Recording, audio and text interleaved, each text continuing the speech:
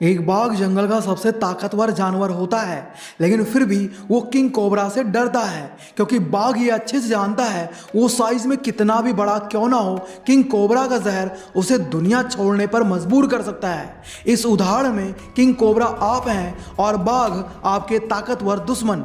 King cobra के पास तो उसका अपना हथियार है अपने दुश्मनों से निपटने के लिए, उसका अपना जहर, पर आपके पास अपने बाघ जैसे दुश्मनों से निपटने के लिए कोई भी रणनीति नहीं है, कोई भी पावर नहीं है, कोई भी पहुंच नहीं है।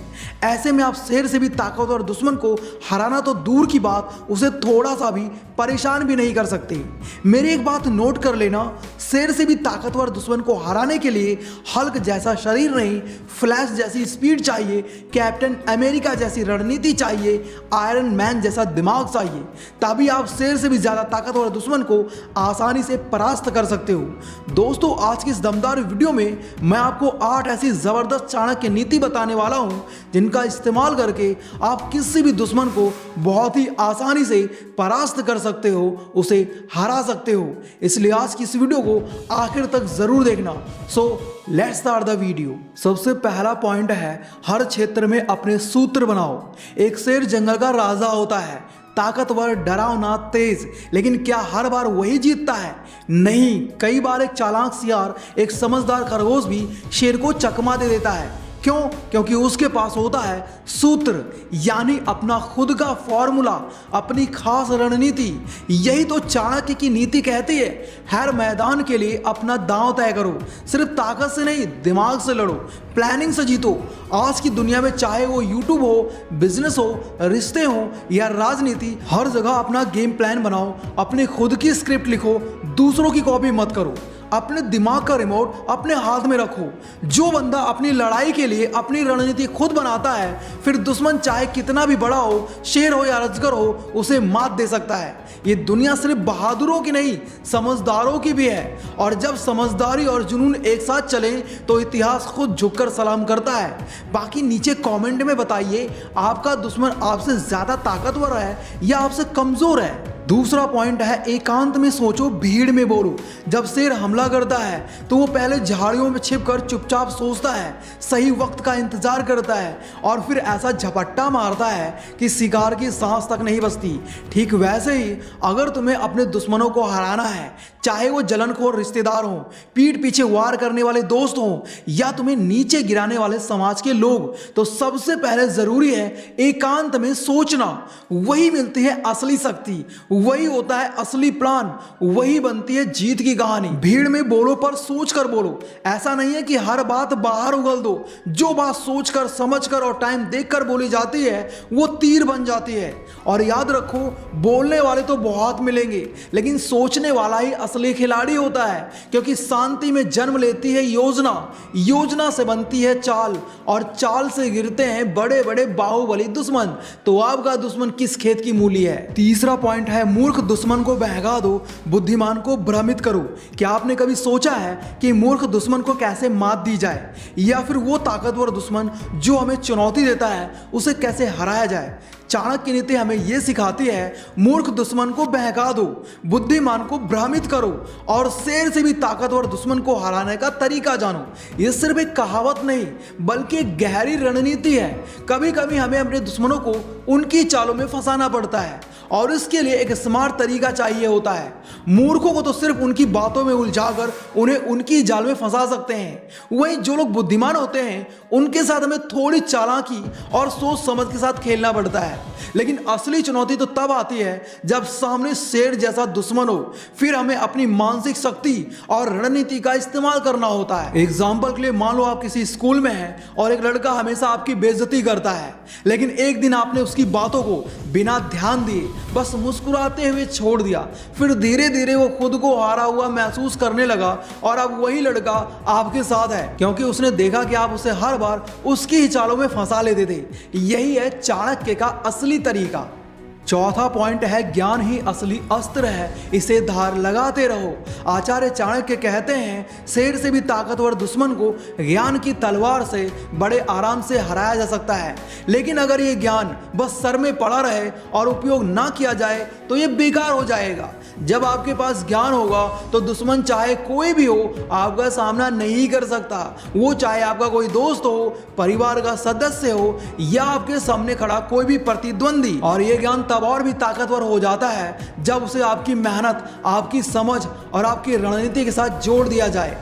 एग्जाम्पल के लिए आप किसी ऑफिस में काम कर रहे हैं और आपके खिलाफ कुछ लोग हैं जो आपको परेशान करना चाहते हैं। अगर आप सिर्फ गुस्से में आकर उनके साथ लड़ाई करें तो शायद आप हार जाएं, लेकिन अगर आप शांत रहकर सही रणनीति के साथ और अपने दिमाग का सही उपयोग करते हुए उन समस्याओं को हल करते हैं तो न केवल आप जीत जाएंगे बल्कि आप अपने दुश्मनों को भी ये सिखा देंगे कि असली ताकत कहाँ होती है। तो याद रखिए, ज्ञान ही असली अस्त्र है और ये आपको किसी भी दुश्मन से मुकाबला करने के लिए तैयार रखता है। 5वां पॉइंट है जीतने के लिए हार मानने का अभिनय करो। अगर आपको लगता है कि दुश्मन को हराना मुश्किल है तो एक बार चाणक्य की बात ध्यान से सुनिए। चाणक्य नीति में एक खास मंत्र है, जीतने के लिए हार मानने का अभिनय करो। इसका मतलब है कि कभी कभी आपको अपनी हार को दिखाने का नाटक करना पड़ता है ताकि दुश्मन को लगे कि वो जीत चुका है, जबकि असल में आप उसकी चालों को अपनी रणनीति में बदल रहे होते हैं। और ये न सिर्फ छोटी छोटी लड़ाई में बल्कि बड़े दुश्मन को भी मात देने में काम आता है। अगर हम शेर से भी ताकतवर दुश्मन की बात करें तो उसे हराने के लिए आपको उसके सामने कभी कमजोरी नहीं दिखानी चाहिए। चाणक्य कहते हैं, दुश्मन को भ्रमित करो, उसके मन में संदेह पैदा करो और फिर अपनी ताकत दिखाने का सही मौका प्राप्त करो। यह तरीका शेर से भी बड़े दुश्मन को मात देने में बहुत ही कारगर हो सकता है। आपको सिर्फ समय, धैर्य और सही रणनीति की जरूरत है। जैसे क्रिकेट मैच में खिलाड़ी पहले धीमे खेलता है और फिर आखिरी ओवर में तूफान मचा देता है, वही चीज चाणक्य की नीति में भी होती है। 6वां पॉइंट है, चाणक्य की नीति कहती है, अंदर से ठंडे, बाहर से गर्म बनो। इस पॉइंट को समझने के लिए आपको एक शेर के बारे में सोचना पड़ेगा।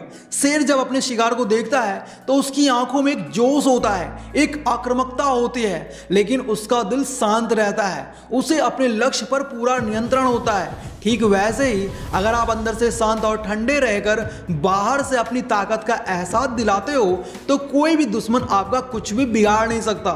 ये नीति आपको सिखाती है कि परिस्थिति चाहे जैसी हो, आपको अपनी भावनाओं पर काबू रखना होगा। जरा सोचिए, अगर आप गुस्से में अगर किसी को जवाब देते हो तो उसका असर सिर्फ उस पल तक होता है, लेकिन जब आप शांत रहते हो तो आपका प्रतिरोध और आपकी ताकत सामने वाले को डराने के लिए काफी होती है। इस नीति का असली रहस्य है संयम और आत्मविश्वास। 7वां पॉइंट है, जो काम वो नहीं कर सका वो तुम करके दिखाओ। सोचो जरा, जिस काम को सबने नामुमकिन कहा, जिसे देखकर बड़े बड़े दुश्मन झुक गए, जो खुद को शेर समझता था, अगर तुमने उसी को मात दे दी तो लोग कहेंगे ये तो असली बाज निकला, असली बाजीगर निकला। दुनिया में 2 तरह के लोग होते हैं, एक जो हार मान लेते हैं और एक जो इतिहास बनाते हैं। तुम कौन बनना चाहते हो? आचार्य चाणक्य कहते हैं, अगर कोई काम किसी और से नहीं हुआ तो इसका मतलब ये नहीं है कि वो नामुमकिन है। इसका मतलब है कि तुम्हारे जैसे जिद्दी और दमदार इंसान का इंतजार होता है।